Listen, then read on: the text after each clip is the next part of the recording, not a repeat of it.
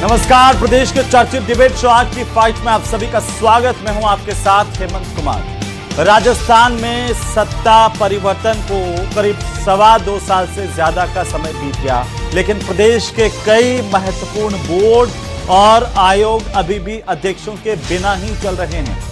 दीपावली से पहले राजनीतिक नियुक्तियों की उम्मीद जो लगाए बैठे थे नेता, उनकी अब होली भी निकल गई और होली के बाद अब आगे दिवाली आने वाली है, लेकिन अभी तक राजनीतिक नियुक्तियां नहीं हुई। इसे लेकर के कई सवाल खड़े हो गए हैं। हालांकि सरकारी मुख्य सचेतक ने कहा कि उनके यहाँ एक सिस्टम है और उसी से नियुक्तियां हो रही है, देरी की कोई दूसरी वजह नहीं है। लेकिन कांग्रेस तो पूछ रही है कि आखिरकार नियुक्तियां क्यों नहीं हो रही है और इसकी वजह से आम आदमी को भी परेशानी होनी पड़ रही है। कांग्रेस कह रही है कि इसकी वजह से जो पीड़ित हैं उनको भी परेशानी का सामना करना पड़ रहा है। सबसे बड़ा सवाल इस बात को लेकर के कि आखिर राजनीतिक नियुक्तियां कब होगी और ये इंतजार कब तक करना पड़ेगा। आज इसी पर चर्चा करेंगे। पहले रिपोर्ट।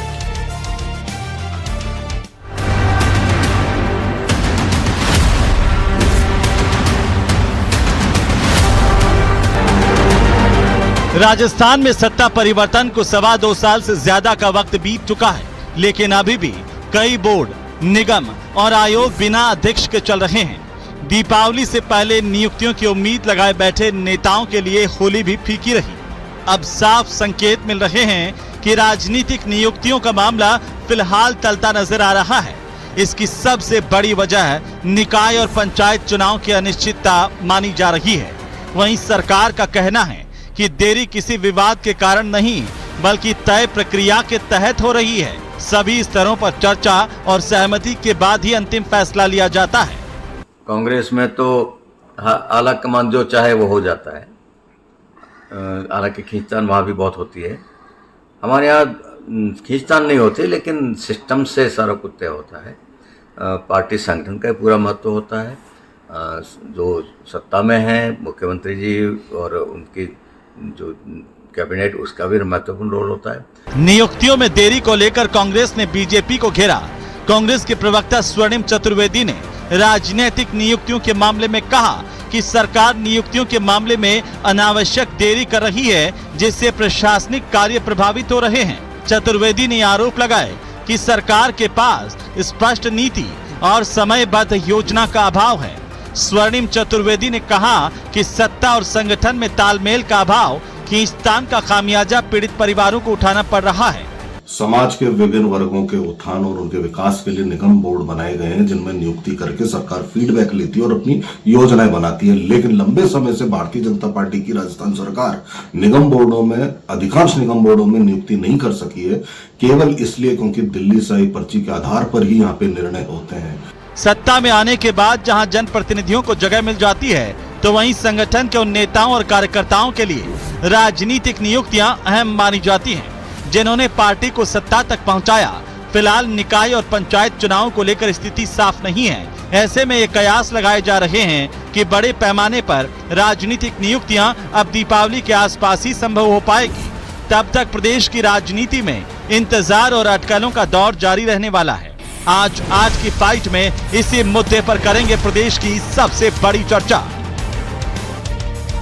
तो चर्चा की शुरुआत करें उससे पहले आज के महत्वपूर्ण सवालों पर एक नजर डालते हैं। और पहला सवाल तो इसी बात को लेकर के है कि नियुक्तियों का इंतजार है और उम्मीदें हैं हजार, क्योंकि बहुत सारे कार्यकर्ता, संगठन के लोग ये चाहते हैं कि उनकी सरकार बने तो उनको मौका मिले। तो पहला सवाल इसी बात को लेकर के कि हजारों कार्यकर्ताओं की उम्मीदें हैं कि उन्हें भी मौका मिलेगा, लेकिन अभी तक आखिरकार ये मौका उनसे दूर क्यों है। तो राजनीतिक नियुक्तियों का इंतजार कब पूरा होगा। सवाल नंबर 2, कहां फंसा है पेच उम्मीदों की भारी रेस। अब समस्या कहां है, क्यों आखिरकार राजनीतिक नियुक्तियां नहीं हो पा रही है। हर बार हो हल्ला होता है, इस बार राजनीतिक नियुक्तियां होने वाली है लेकिन होती नहीं। सवाल नंबर 3 ये कि कामकाज पर असर, नियुक्तियों का कब सफर, क्योंकि इसका असर कामकाज पर भी पड़ता है। और इससे लेकर कांग्रेस ये आरोप लगा रही है कि पीड़ित जो है उनको न्याय नहीं मिल पा रहा और उनके ऊपर असर पड़ रहा है, उनको दर दर की ठोकरें खाने के लिए मजबूर होना पड़ रहा है। लोग सुनवाई के लिए जाएं तो जाएं कहाँ, क्योंकि चाहे वो SC आयोग हो, महिला आयोग हो, ऐसे महत्वपूर्ण आयोगों के साथ साथ जो बाकी के हाउसिंग बोर्ड और अन्य बोर्ड और निगम है, वहां पर भी राजनीतिक नियुक्तियों का इंतजार किया जा रहा है। आज इसी पर बात करेंगे, चर्चा करेंगे। हमारे साथ खास मेहमान जुड़ चुके हैं। मैं सबसे पहले आपका परिचय करवा दूं। हमारे साथ विकास बारट हैं, भारतीय जनता पार्टी के प्रवक्ता। डॉक्टर CB यादव हमारे साथ हैं, कांग्रेस पार्टी के प्रवक्ता। SP मित्तल हमारे साथ हैं, वरिष्ठ पत्रकार के तौर पर, और साथ ही साथ हमारे साथ हैं राजनीतिक विश्लेषक के तौर पर वेद माथुर जी। स्वागत है आप सबका, अभिनंदन है। बारट साहब, आपसे शुरुआत करेंगे। कब ये इंतजार खत्म होगा? सरकारी मुख्य सचेतक जोगेश्वर गर्ग करें कि हमारे एक तय प्रक्रिया है, उसकी वजह से देरी हो रही है। ऐसी कौन सी प्रक्रिया है जो पूरी ही नहीं हो रही है? गर्ग जी के कह जाने के बाद विशेष कुछ बचता नहीं है जो मैं कहूँ। उन्होंने बिल्कुल सही बात कही। देखिए, हमारे यहाँ एक पार्टी है, एक संगठन है जहाँ पर ऊपर से लेकर नीचे तक हर व्यक्ति की राय को तवज्जो दी जाती है। कोई परिवार वाला सिस्टम तो हमारे यहाँ है नहीं कि वहाँ से कोई पर्ची बन के आ गई और उनको दे दिया गया। तो यहाँ पर राय शुमारी की जाती है, कार्यकर्ताओं का मन जाना जाता है, जो अनुशासित संगठन जो है उन सब का मन जाना जाता है, और उसके बाद चेयरमैन और अन्य जो पद हैं उनके ऊपर नियुक्तियों की प्रक्रिया को अंजाम दिया जाता है। और जो अति महत्वपूर्ण बोर्ड्स थे जिनका रात दिन का काम था, उनके चेयरमैन जो है वो बना भी दिए गए हैं, अन्य जो है वो भी जल्द बन जाएंगे। बाकी देखिए, कांग्रेस ने जिस तरीके से किया कि चुनावों के अंदर महज एक वर्गों को साधने के लिए नाना प्रकार के बोर्ड बना दिए, ना उनको ऑफिस दिए, ना उनको गाड़ियां दी, वो बेचारे मालाएं पहनते रहे, मालाएं उतारने से पहले उनका कार्यकाल खत्म हो गया। तो वो काम हमारे यहाँ नहीं होता। हम काम वो करते हैं जो जनता के हित में हो, जो इसका वाकई में जिसके आने से धरातल के ऊपर कोई फायदा दिखे, और उसी के अनुसार ये भी किया जाएगा। और अभी जल्द ही जो है वो आपको इसके अंदर आपको देखने को मिलेगा कि नए बोर्डों के और अन्य विभागों के जो चेयरमैन वगैरह अपॉइंट करने हैं वो भी जल्द ही जो है वो सरकार करेगी। जी, CB यादव साहब, बीजेपी कह रही है कि उनके यहाँ पर आप जैसे हालात नहीं है, तो देरी लग रही है इस वजह से। हेमंत जी, वो तो सामने ही दिख रहा है। मुख्य बात यह है कि इसको आपकी इसमें शुरू में मैं देख रहा हूं कि पंचायत चुनाव से जोड़ रखा है। पंचायत चुनाव और बोर्ड पर नियुक्तियों का कोई आपस में संबंध नहीं होता है। अगर ये संबंध बैठा रखा है तो मुझे पता नहीं कि इनका किस तरह का ये गठजोड़ है, संबंध है। और जहां तक मैं केवल कह रहा हूं कि कार्यकर्ताओं का स्थान की बात नहीं होती है कि केवल यही एक पक्ष है, दूसरा पक्ष भी होता है। ये बोर्ड निगम ये संविधान और विधि द्वारा बनाए गए हैं, ये बहुत महत्वपूर्ण है। महिला आयोग, SC आयोग, ST आयोग, OBC आयोग, माइनॉरिटी आयोग, आप सोचिए समाज का लगभग 90% वर्ग की जो पीड़ाएं और शिकायतें पहुंचने के लिए बना है। लगभग 2.5 साल हो गया। इनकी निस्तारण कैसे हुआ होगा, कैसे चल रहा होगा? ये मतलब राम भरोसे ही चल रहा है। हम जो कहते हैं कि सरकार पूरी तरह से ब्यूरोक्रेसी की सरकार है, ये जनप्रतिनिधियों की सरकार नहीं है, ये बात साफ तौर पर यहाँ लागू होती है। क्योंकि ब्यूरोक्रेसी कभी नहीं चाहते कि इस तरह से जनप्रतिनिधियों की, इस तरह से जनता की आवाज उस तक पहुंचे, क्योंकि उससे उनको हर्डल होती है। तो मुख्य जो दिक्कत है वो यह है कि पूरी समस्या ही जो है वो जो है ब्यूरोक्रेसी द्वारा इनकी इतनी डोमिनेंट हो गई है। महत्वपूर्ण बात यह है जो सीधे सीधे दिख रहा है कि इनको लग रहा है कि इससे अंतर्कलह हो जाएगा, गुटबाजी हो जाएगी। लेकिन इससे भी इंपॉर्टेंट चीज इनकी पार्टी की रीति नीति है, वो है पूरी तरह से केंद्रीकृत व्यवस्था, तानाशाही व्यवस्था, ऊपर नीचे सिर्फ प्रशासन ही चलाना। और इसका सीधा सा उदाहरण है पंचायती राज और निकाय चुनाव नहीं करवा रहा है। इसके पीछे ही इनकी पूरी राजनीतिक सोच है, बीजेपी की जो पूरी दार्शनिक सोच है कि केवल और केवल नीचे अगर सत्ता हस्तांतरण करती, लोगों को अगर आपने अधिकार दे दिया तो वो आपसे फिर मांग करेंगे तो विद्रोह उठेगा, फिर परेशानी खड़ी होगी। इसलिए आप देखो कि ऊपर भी जाके देखोगे तो हम दो और हमारे दो का चीज है, नीचे भी आप पूरी व्यवस्था इसी तरह की बैठा रखी है। तो ये सोच का बदलाव है, पूरी तरह से ये सोच है, एक ऐसी सोच है जो पूरी तरह से केंद्रीकृत व्यवस्था पर आधारित है, जो लोगों को सत्ता हस्तांतरित नहीं करना देना चाहती। अब इनमें सबसे ज्यादा पीड़ित इन्हीं का कार्यकर्ता हो रखा है, जो इनको सत्ता में लाता है, रात दिन काम करता है, वो एक अपेक्षा रखता है। लेकिन अभी इनके कार्यकर्ताओं को भी सोचना चाहिए इस बात पे कि एक ऐसी सत्ता को, एक ऐसी विचारधारा को क्यों समर्थन करते हैं जिसमें आपका कोई वर्ग प्रतिनिधित्व नहीं है, आपकी कोई आपका हितों का ध्यान नहीं रखा जाता, आपका प्रतिनिधित्व का ध्यान नहीं रखा जाता। अभी तो मौका था, 2.5 साल निकल गए, 3 साल निकल जाएंगे, फिर क्या बचेगा? ठीक है मित्र साहब, अभी मैं देख रहा था कि करीब 5 महीने पहले जब मदन राठौड़ गए थे चित्तौड़गढ़ में उनसे सवाल पूछा कि पॉलिटिकल ये नियुक्तियां क्यों नहीं हो पा रही हैं, तो उन्होंने कहा हम दिसंबर तक पूरा कर लेंगे, प्रोसीजर चल रहा है पूरा। आप इसे कैसे देख रहे हैं कि दिसंबर भी चला गया, जनवरी, फरवरी और मार्च भी अब जाने ही वाला है? देखिए हेमंत, मदन राठौड़ जी की तो कई बार जो बयान उन्होंने दिए वो उनको वापस भी लेने पड़े हैं, तो इसलिए ये नहीं कह सकता कि मदन राठौड़ जी क्या कह रहे हैं। लेकिन मैं ये कह रहा हूँ कि देखिए अभी बार बार ये तुलना की जा रही है कि साहब कांग्रेस के राज के अंदर सारी नियुक्तियां हो गई थी। बात सही है कि कांग्रेस के राज में नियुक्तियां हो गई थी। देखिए कांग्रेस के राज में अशोक गहलोत साहब को अपनी सरकार बचानी थी। उनके अंदर जो कांग्रेस के अंदर जो अंतर्कलह था उससे अपनी सरकार को ही बचाना था। तो स्वाभाविक था कि वो सभी कार्यकर्ताओं को, विधायकों को, उन सबको खुश करके चलते। इसलिए ढेर सारे बोर्ड बना के उनकी नियुक्तियां कर दी गई। देखिए भारतीय जनता पार्टी की सरकार में मुझे ऐसा नहीं लगता। आप निगम बोर्ड की बात कर रहे हैं, मैं आपको बता, मंत्रिमंडल के विस्तार में भी गुंजाइश है। 6 मंत्री अभी बाकी हैं, तो 6 अभी जब 30 लिए जा सकते हैं, 24 मंत्री हैं, 6 अभी बाकी हैं, तो जब मंत्री नहीं बनाए जा रहे तो निगम बोर्ड की बात तो मुझे लगता है क्या नाम से बात की बात है, दूर की लेकिन कौड़ी है। एक बात ना दूर की कौड़ी है। और कोई देखिए, मुझे मदन राठौड़ जी का बयान मैं छोड़ देता हूं, लेकिन मुझे बताओ कब इसके भारतीय जनता पार्टी के नेता ने कहा कि नहीं मंत्रिमंडल का विस्तार जल्दी होगा, निगम बोर्डों की नियुक्ति, किसी ने नहीं कहा, ना कोई मांग कर रहा है। भारतीय जनता पार्टी के किसी नेता में, किसी क्या नाम से मंत्री में या केंद्र के मंत्री में इतनी हिम्मत नहीं है कि वो ये कहे कि साहब मंत्रिमंडल कहे का नहीं वो विस्तार अलग करना बात है, लेकिन नए कुर्ता पजामा तो सिलाते हैं। आप पत्रकार हैं कोई तो नहीं। इतने सालों से आपने देखा कैसे सरकार आती है तो खुशी होती है, सबके मन में लड्डू फूटता है कि मेरा भी नाम आएगा। हाँ। 10,000 से ज्यादा राजनीतिक नियुक्तियां सर जी। बिल्कुल हेमंत, देखिए मैं आपको देखो नाम गिनाना चाहता हूँ। भूपेंद्र यादव हैं, ओम बिरला हैं, अर्जुन मेघवाल है, गजेंद्र सिंह शेखावत है, स्टार जो क्या नाम से भारतीय जनता पार्टी के देश के अंदर राजनीति चला रहे हैं। लेकिन कौन कह सकता है, कोई इनमें से कोई एक नेता कह सकता है कि राजस्थान का मंत्रिमंडल का विस्तार होगा? कोई मुख्यमंत्री पे दबाव डाल सकता है? कोई नहीं डाल सकता। असल में अभी स्थिति यह है कि राजस्थान में एकमात्र यदि कोई नेता है तो वो मुख्यमंत्री भजन लाल शर्मा है, जिनके बारे में 2.25 साल पहले ये कहा जा रहा था कि ये तो पहली बार विधायक बने, पहली बार इनको मुख्यमंत्री बना दिया। आज राजस्थान में सबसे शक्तिशाली यदि भारतीय जनता पार्टी का कोई नेता है तो भजन लाल शर्मा है। एक बात और हेमंत, देखिए कि भजन लाल तो शर्मा अगर नियुक्तियां, पॉलिटिकल नियुक्तियां हो जाती, मित्र साहब मैंने किसी को नहीं टोका, आपको बीच में मैं रोक रहा हूं, माफी चाहता हूं, कि अगर हो जाती तो वो तो मुख्यमंत्री जी के लिए भी अच्छा ही होता, कामकाज और स्मूथली चलता सर। देखिए हेमंत, मैंने उदाहरण दिया आपको कि एक तो क्या नाम से जब मंत्रिमंडल के विस्तार ही नहीं हो रहा, 6 पद खाली पड़े हैं। एक मैं और उदाहरण देना चाहता हूं, संगठन मंत्री, भाजपा भारतीय जनता पार्टी के अंदर सत्ता और संगठन के बीच में एक ताल में संगठन महामंत्री होता है, संगठन महामंत्री नहीं है। जब से क्या नाम से भजन लाल जी शर्मा बने तब से संगठन महामंत्री भी नहीं है। तो मेरा ये कहना है कि राजस्थान की भारतीय जनता पार्टी के शासन में इस बात का कोई फर्क नहीं पड़ता कि कोई बोर्ड खाली है, कोई निगम खाली है या मंत्रिमंडल में जगह कोई। जी वेद माथुर साहब, 3 चीजें निकल करके सामने आ रही है। एक पॉलिटिकल विश्लेषक के तौर पर, राजनीतिक विश्लेषक के तौर पर इतना हम जरूर जानना चाहते हैं कि आखिरकार इनके पॉलिटिकल नियुक्तियों के पॉलिटिकल मायने क्या निकाले जाएं, कि जैसा सरकार संगठन कह रहे हैं कि हमारे यहाँ पर एक तय प्रक्रिया चल रही है इसलिए देरी हो रही है, या जैसा कांग्रेस कह रही है कि अंतर्कलह हो जाएगी, ये डर बीजेपी को, ये सरकार को है। देखिए कांग्रेस प्रवक्ता ने जो कुछ कहा उसमें ज्यादातर बातें सही थी, लेकिन जिस तरह की राजनीतिक नियुक्तियां राजस्थान लोक सेवा आयोग में कांग्रेस के कार्यकाल में हुई, ईश्वर करे वैसी नियुक्तियां ना हो तो ही बेहतर है, पहली बात।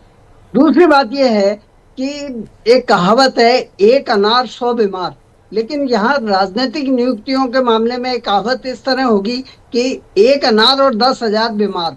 तो दुनिया भर के लोग नगर सुधार न्यास के अध्यक्ष बनना चाहते हैं या दूसरे पदों में आना चाहते हैं, कोई हाउसिंग बोर्ड चाहता है, कोई पर्यटन निगम चाहता है। तो पार्टी पंचायत और निकाय चुनाव से पहले इस पिटारे को जिसमें खोलना नहीं चाहती, क्योंकि इस पिटारे को खोलना एक नई समस्या को जन्म देना है। दूसरी महत्वपूर्ण बात यह है कि ये नियुक्तियां कहने में पत्रकारों के लिए, विश्लेषण के लिए जितनी आसान है उतनी आसान नहीं है, क्योंकि देखिए इसमें पार्टी को बहुत सारी चीजें देखनी है। पहली चीज ये देखनी है कि जिस व्यक्ति का मनोनयन वो कर रहे हैं वो पार्टी के प्रति कितना निष्ठावान रहा है, उसका चरित्र कैसा रहा है, उसके अलावा क्या वो परफॉर्म कर पाएगा। दूसरी ओर जो हारे हुए उम्मीदवार होते हैं, प्रभावशाली लोग होते हैं, बहुत सारे लोग भाजपा में ऐसे आ गए हैं जो पार्टी के मूल कैडर से नहीं है, तो उन सब लोगों को कैसे एडजस्ट किया जाए। एक और महत्वपूर्ण बात यह है कि अजमेर नगर सुधार न्यास के अंदर कौन अध्यक्ष बनेगा, यह अजमेर की स्थिति पे निर्भर नहीं करेगा। भीलवाड़ा में यदि किसी ब्राह्मण को बनाया है तो अजमेर में ब्राह्मण नहीं बनेगा, या उदयपुर में किसी जैन को बनाया है तो अजमेर में जैन नहीं बनेगा। तो ये ओवरऑल जातिगत समीकरण और बहुत सारे दबाव, बहुत सारी सिफारिशें, बहुत सारे समीकरण, इनको मद्देनजर रख के राजनीतिक नियुक्तियां करना रस्से पे चलने जैसा काम है। इसलिए कोई भी राजनीतिज्ञ, चाहे वो भजनलाल जी हो चाहे और कोई हो, वो ये समझता है कि सिर्फ वो ही काम किए जाए लोकतंत्र के अंदर जो कि वोट दिलाने वाले हों या लाभ दिलाने वाला हो। कोई भी ऐसी दवा नहीं खाई जाए जिसका साइड इफेक्ट मूल बीमारी से ज्यादा बड़ा हो। तो अभी ऐसा लगता है कि राजनीतिक नियुक्तियां हुई तो उसके साइड इफेक्ट्स पार्टी के लिए खतरनाक होंगे। लेकिन मैं ये बात स्पष्ट रूप से कहना चाहूंगा कि यदि नियुक्तियां नहीं होती है तो बहुत सारे संवैधानिक और प्रशासनिक बॉडीज ऐसी हैं जिनकी परफॉर्मेंस डाउन हो जाएगी या वो अच्छी तरह परफॉर्म नहीं कर पाएंगे। जैसे उदाहरण के लिए आप नगर सुधार न्यास को ले लें या महिला आयोग को ले लें, तो वहां यदि कोई सरकारी अफसर रहेगा तो उसको इलेक्शन में नहीं जाना है, उसकी जवाबदेही या अकाउंटेबिलिटी नहीं है, इसलिए वो उत्साहपूर्वक कार्य करने के बजाय यथास्थिति कायम रखेगा। इसलिए मनोनयन जनहित में है, इसमें कोई दो राय नहीं। जी, लेकिन वेद माथुर साहब, आपने ये टिप्पणी उस पार्टी के लिए की है कि यहाँ पर टेढ़ी खीर है, मैं जितना समझ पाया हूँ।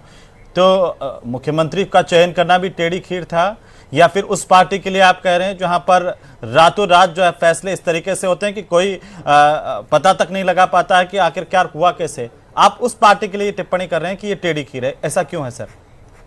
देखिए, दोनों ही पार्टियों के लिए भारतीय राजनीति में हम चाहे कितना भी पार्टी में डिफरेंस की बात करें, लेकिन कुछ नियम ऐसे हैं, कुछ सिद्धांत ऐसे हैं जो सभी पे बराबर रूप से लागू होते हैं। जैसे मैंने कहा कि एक अनार और 10,000 बीमार वाली बात है, या जातिगत समीकरण और दूसरे लोग जो कि चुनाव के अंदर, पंचायत चुनाव में या नगर निगम चुनाव के अंदर ये सोच के काम करेंगे कि उनको या उनके द्वारा बताए गए लोगों को मनोनयन में, नियुक्तियों में तरजीह मिलेगी, तो लोग उत्साह से काम करेंगे। यदि एक बार पहले नॉमिनेशन हो गया तो उससे ओवरऑल तो फिर कभी पॉलिटिकल नियुक्तियां ऐसे तो हो ही नहीं पाएगी सर, आप कह रहे हैं। और आपसे ज्यादा राजस्थान को कौन जानता है कि हम ये सोच के चलें कि कांग्रेस के राज में जैसी नियुक्तियां हुई थी, आपने पहली टिप्पणी में कहा कि वैसी नियुक्तियां ना हो तो ही अच्छा। वो राजस्थान जो कहता है कि नहीं मामू जिना काणू मामू ही चोखो, हमारे लिए कुछ तो हो, कुछ तो कहने को हो कि कोई तो कुर्सी पर बैठा हुआ है सर। देखिए, 5 साल में से 2.25 साल हमने निकाल दिए, तो उस तरह और निकल जाएंगे 6 महीने, साल, कुछ में होगी कुछ में नहीं होगी। लेकिन ये बड़ा स्पष्ट है कि यदि भारतीय जनता पार्टी ये कहती है पार्टी विद डिफरेंस, तो सरकार बनने के 2 महीने 3 महीने में सारी नियुक्तियां हो जानी चाहिए। जी बारेट साहब, जो कांग्रेस ने कहा उस पर वेद माथुर साहब ने मोहर लगा दी और कह दिया कि ये इतना आसान नहीं है बीजेपी के लिए पॉलिटिकल नियुक्तियां करना, या मैं यूं कहें कांग्रेस के शब्दों में कहूं तो भीतर अंतर्कलह का डर सता रहा है पार्टी को। कांग्रेस कह रही थी ये तो चुनाव भी इसलिए नहीं करा रहे कि डर लग रहा है, पॉलिटिकल नियुक्तियां इसलिए नहीं कर रहे कि आपको डर लग रहा है। देखिए, माथुर साहब ने क्या कहा वो उनके निजी विचार हो सकते हैं, लेकिन मैं कहता हूं जहां पर पहली बार विधायक बने भजनलाल शर्मा जी, जब सीएम बनते हैं और पूरी भारतीय जनता पार्टी एकजुट होकर उनके वादों को पूरा करने के लिए, उनके सपनों का राजस्थान बनाने के लिए लग जाती है, और कहीं एक लेस मात्र भी कहीं आवाज ऐसी नहीं मिलती जैसी कि इनकी सरकार के समय हमने देखा कि किस तरीके से नाकारा निकम्मा गद्दार हो जाया करते थे। तो मैं मानता हूं कि ऐसा तो सोचना भी मैं मानता हूं अतिशोक्तिपूर्ण ही है। दूसरा, एक भारतीय जनता पार्टी ही ऐसी है वेद साहब जिसके अंदर इस प्रकार के लोग नेता बनकर उभर रहे हैं, जहां हमारे राष्ट्रीय अध्यक्ष से लेकर हमारे यहाँ के मुख्यमंत्री तक देख लीजिए कि जिनके बारे में कोई सोच भी नहीं सकता था कि ऐसे कार्यकर्ताओं को इतनी बड़ी जिम्मेदारी मिल सकती है क्या। लेकिन ये पार्टी, इसके संगठन ने उन लोगों की गुणों को, उनके पार्टी में किए गए कार्यों को देखकर इस प्रकार की जिम्मेदारी दी। मैं कह रहा हूँ कांग्रेस को मैं चैलेंज करता हूँ कि इस प्रकार का राष्ट्रीय अध्यक्ष या इस प्रकार का मुख्यमंत्री बना के बता। ये वाली बात तो मैंने रखी थी, हमारे मुख्यमंत्री बनाना राजस्थान में या दिल्ली में, उससे ज्यादा टेढ़ा काम जो है वो ये राजनीतिक नियुक्तियां नहीं है। तो फिर आप बताइए बारेट जी कि फिर ये इंतजार क्यों नहीं खत्म हो रहा, इसके पीछे की वजह क्या है? मैं बता देता हूं ना जी। मैं बता देता हूं। दूसरी बात जो आपने अभी एक बात कही कि कहीं पर भी कोई मांग नहीं उठ रही, उसका कारण यह है कि हमारे यहाँ नेता बनने के लिए पार्टी में नहीं आते, हमारे यहाँ कार्यकर्ता बनने के लिए पार्टी में आते हैं। यहाँ कांग्रेस पार्टी की तरह नेता बनने के लिए, पदों के लिए लड़ाइयां हम देखते हैं ना, कई बार जिलाध्यक्षों का चयन होता है, जूतम पेजार हो जाती है, वहां कुआं टूट रहे हैं, खिड़कियां टूट रही है, कुर्सियां फेंक रहे हैं। ये भारतीय जनता पार्टी है, अनुशासन हमारा सबसे महत्वपूर्ण पहचान है। तो हमारे यहाँ इस प्रकार के पदों के पीछे इस प्रकार की बयानबाजियां नहीं होती। दूसरा देखिए, कांग्रेस में पद किस प्रकार दिए, यहाँ तो राज्य मंत्री तक जो है वो लोगों को साधने के लिए बनाया। राजेंद्र गुड्डा जी को राज्य मंत्री बनाया कि वो सरकार को बचाएंगे, फिर वही राजेंद्र गुड्डा जी लाल डायरी लिए घूमते रहे, फिर इधर उधर इनके गहलोत साहब और पायलट साहब के बयान देते नहीं बना। तो ये देखिए, इनकी और हमारी कार्यशैली में तो आमूलचूल परिवर्तन है। दूसरा एक चीज ये जो कह रहे थे, मेरी बात कंप्लीट कर दूं। हाँ, मैंने रोका ही नहीं सर आपको, मैंने रोका ही नहीं, कर लीजिए, लेकिन ये बता दीजिए कि आपने बीच में बोला तो मैं आपकी अनुमति के लिए नहीं बिल्कुल आप कीजिए। सत्ता के ये कह रहे थे कि सत्ता के केंद्रीकरण और विकेंद्रीकरण पे बात कर रहे थे भैया। मैं इनको पूछना चाहता हूं कि जिन्होंने 88 बार राष्ट्रपति शासन लगाकर राज्यों की सरकारों को अस्थिर किया, वो सत्ता के विकेंद्रीकरण की बात करते हैं, शर्म नहीं आती इनको?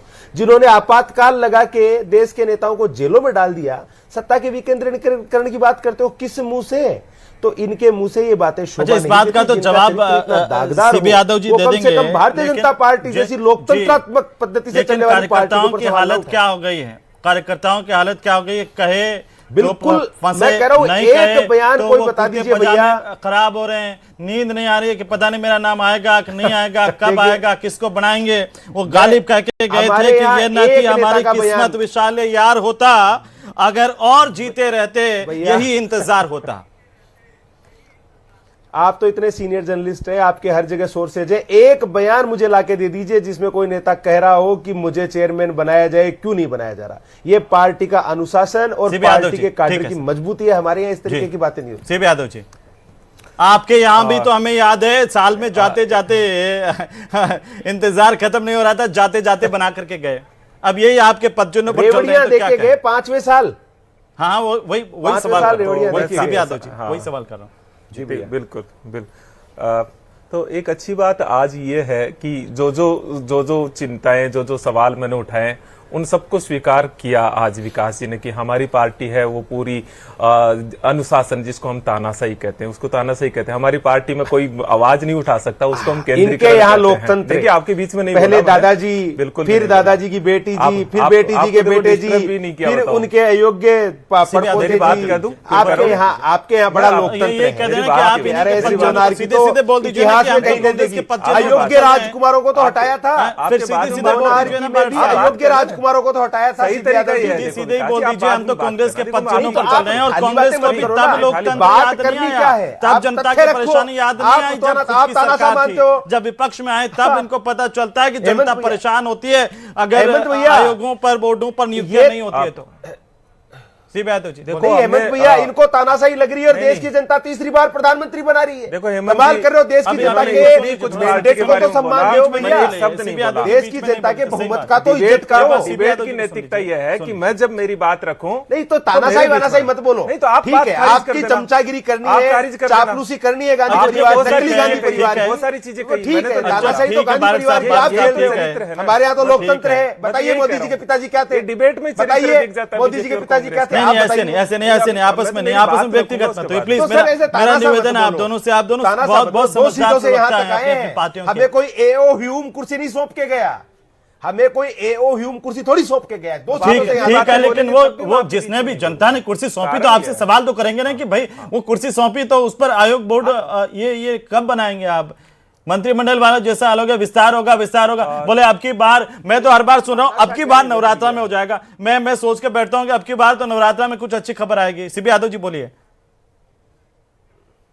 तो ये हमारी अभिव्यक्ति है कि हम इस चीज को, और बिल्कुल मैं जो अभी जो दोनों एक्सपर्ट भी बता रहे थे उनकी बातों को भी, वो चाहे कैसे भी, वो भी उसी बात की पुष्टि कर रहे हैं। बेसिकली ये मजबूरी नहीं थी हमारी कांग्रेस पार्टी की, बचा रहे थे, ये हमारी विचारधारा है। क्या प्रतिनिधित्व दे, हम विकेंद्रीकरण, ये विचारधारा है कि 5वें साल में आखिर में जाकर के प्रतिनिधित्व। नंबर एक चीज 5वें साल के 5वें साल के 9वें महीने में। चले हेमंत जी, आप तो इस सवाल का जवाब दिला दो। हमने 73वां 74वां संविधान, आपको पता है आपके एससी आयोग के अध्यक्ष कौन थे, उनको आखिर तक आपने संवैधानिक अधिकार नहीं दिए। नियुक्ति तो दे दी, संवैधानिक अधिकार नहीं। वो राजस्थानी में कहावत है, ढोली घोड़ा बना दियो और वो पूरे झंडोलियां। भाई साहब दे दो, अधिकार तो दे दो। एक बता दीजिए जिससे मतलब इनकी पूरी प्रक्रिया के भीतर एक छोटी टिप्पणी में लूंगा, एक छोटी बिल्कुल संक्षेप में एक देखिए, लाइन हमने क्या किया? आप एक मित्र बता साहब दीजिए पहले जिससे उसके बाद आप वेद माथुर साहब, ठीक है दिया दोनों, हो। ठीक है ठीक है, एक मित्र साहब एक लाइन में कैसे इसको नहीं, आप जवाब नहीं दिलाते। देखिए- मैं डिबेट का तरीका नहीं समझ रहा है हेमंत जी। मैं कह रहा हूँ आप एक काम बता दीजिए। सब मिले हुए हैं, आप ही एक बचे हो आप सब। 12 साल में आप एक लोकतंत्र काम के बता पुजारी, दीजिए हेमंत जिससे भैया भी मिले हुए हैं। लोगों का आप सशक्तिकरण हुआ हो, लोकतंत्र के पुजारी हो। जिससे विकेंद्रीकरण कोई से भी हुआ हो, चैनल को सीबी इनकी यादव जी पार्टी का- के अब वो नहीं भीतर बताना हुआ चाहते हो। तो क्या करें, मैं तो नहीं आप मिला हुआ कभी उनकी तरफ, जवाब दिला मैं तो दीजिए। मित्र साहब और एक- वेद माथुर जी एक की तरफ हूं एग्जाम्पल मैं। बता दीजिए। सीधी बात है, बोले मित्र अच्छा, साहब। हेमंत जी ये नहीं दे पाते देखिए- तो आप दे देखिए दीजिए, हेमंत- एक्सपर्ट से दिला देखिए दीजिए। हेमंत- मैं कहां से दे दूं, मेरे एक को उदाहरण तो दी जी। आज एक वेद साहब उदाहरण थोड़े से बताइए। अच्छे लग रहे हैं आपको। मतलब आप देखिए, मित्र आज साहब देखिए, आज देखिए, विकास जी हेमंत- की तो क्या है कि आज बहुत ठीक है, धीरे ठीक बोल है, रहे ठीक थे, है सर, इनकी भी ठीक पीड़ा है है। सर, देखिए आज हेमंत, इतना- देखिए हेमंत, जब क्या नाम ठीक था है, अशोक, हाँ, एक लाइन, हेमंत, जब अशोक गहलोत साहब जब मुख्यमंत्री थे तो उन्होंने कहा कि हेमंत, जब अशोक गहलोत साहब मुख्यमंत्री थे तो उन्होंने कहा कि मेरी सरकार को बचाने में जिन जिन ने भी सहयोग किया उनको मैं ब्याज सही चुकाऊंगा। तो उन्होंने ब्याज सही चुकाया भी, चुका इसमें कोई दिया। दो राय नहीं है। वेद लेकिन माथुर नहीं, जी। लेकिन जी जी जी सर, माफी हाँ चाहता जी, हूं। देखिए कांग्रेस प्रवक्ता से मेरा एक सवाल है कि मुझे लगता है 5 साल के मुझे अपने लगता है कार्यकाल सरकार के बताएगी दौरान उनका ऑपरेशन लोटस से बचाना कोई आसान काम तो था नहीं। ठीक है, एक ठीक है ना सर, मिनट, सीधी एक बात है, मिनट, ठीक है, एक बार सुन लीजिए, सुन लीजिए सर, समय नहीं है फिर इतना वो तू में समय चला जाता है। वेद माथुर साहब एक छोटी सी हाँ जी, छोटी सी सर मेरा कांग्रेस प्रवक्ता से सवाल है कि पिछले अशोक गहलोत की सरकार के अंदर राजनीतिक नियुक्तियां कब हुई, नंबर 1। नंबर 2, उन नियुक्तियों का उद्देश्य तुष्टीकरण और किसी जाति विशेष या व्यक्ति विशेष को संतुष्ट करना था या परफॉर्मेंस देना।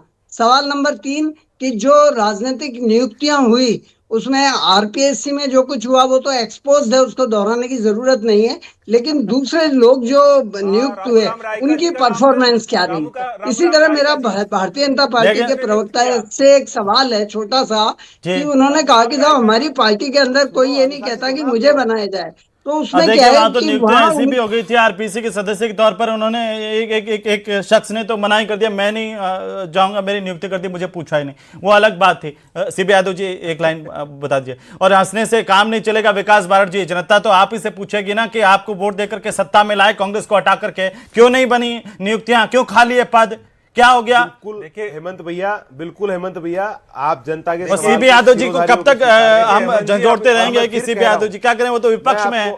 चलिए बहुत शुक्रिया आप सभी का चर्चा में शामिल होने के लिए। इंतजार बाकी है, ये इंतजार कब तक होगा अभी पता नहीं है, लेकिन कुछ सवाल जो लगातार गूंज रहे हैं, जैसे वेद माथुर साहब ने पूछा, उन सवालों के जवाब कब आएंगे, विपक्ष की तरफ से भी, सत्ता पक्ष की तरफ से चलता रहेगा। लेकिन सबसे महत्वपूर्ण सवाल यही है कि राजनीतिक नीतियां कब